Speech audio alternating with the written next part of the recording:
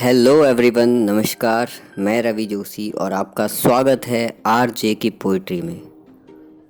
दोस्तों, आज की खास वाक्य आपको बताना चाहता हूँ। एक बाप और बेटी का रिश्ता कैसा होता है। एक बाप और बेटी का रिश्ता बहुत प्रगाढ़ होता है और बेटी की विदाई के वक्त बाप ही सबसे आखिरी में रोता है। क्यों? चलिए आज आपको विस्तार से समझाते हैं। बाकी सब तो भावुकता में रोते हैं, पर बाप इस बेटी के बचपन से विदाई तक के बीते हुए पलों को याद करके रोता है। माँ बेटी के रिश्ते पर तो बहुत बात होती है, पर बाप और बेटी का रिश्ता भी समुद्र की गहराई जैसा ही है। हर बाप घर के बेटे को गाली देता है, धमकाता और मारता है, पर वही बाप अपनी बेटी की हर गलती को नकली दादागिरी दिखाते हुए नज़रअंदाज कर देता है।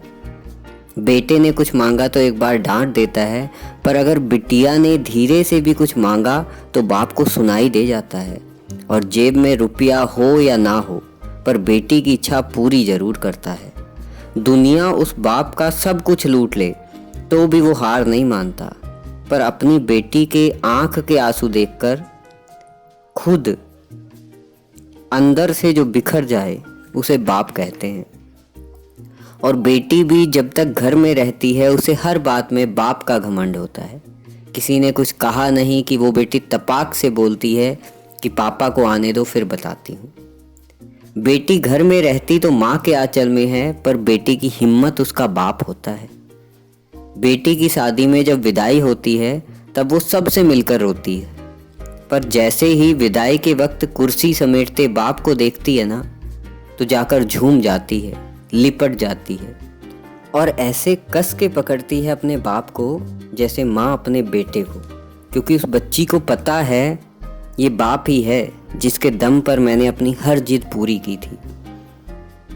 खैर, बाप खुद रोता भी है और बेटी की पीठ ठोककर फिर हिम्मत देता है कि बेटा 4 दिन बाद आ जाऊंगा तुझे लेने, और खुद जानबूझकर निकल जाता है किसी कोने में।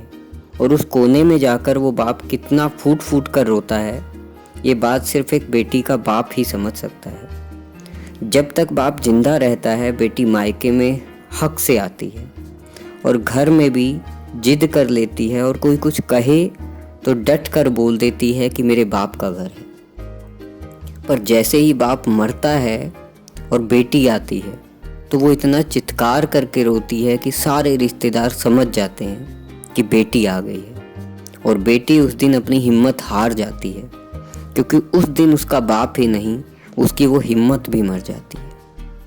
आपने भी महसूस किया होगा कि बाप की मौत के बाद बेटी कभी अपने भाई भाभी के घर वो जिद नहीं करती जो अपने पापा के वक्त करती थी। जो मिला खा लिया, जो दिया पहन लिया, क्योंकि जब तक उसका बाप था तब तक सब कुछ उसका था। ये बात वो अच्छी तरह से जानती है। आगे बोलने की हिम्मत नहीं है। बस इतना कहूँगा कि बाप की बेटी उसकी ज़िंदगी होती है, पर वो कभी बोलती नहीं। और बेटी के लिए बाप दुनिया की सबसे बड़ी हिम्मत और घमंड होता है, पर बेटी भी ये बात कभी किसी को नहीं बोलती। कैसा लगा वाकया? कमेंट करके ज़रूर बताएं। ज़्यादा से ज़्यादा शेयर करें, सब्सक्राइब करना बिल्कुल ना भूलें। मिलते हैं नेक्स्ट वीडियो में। धन्यवाद।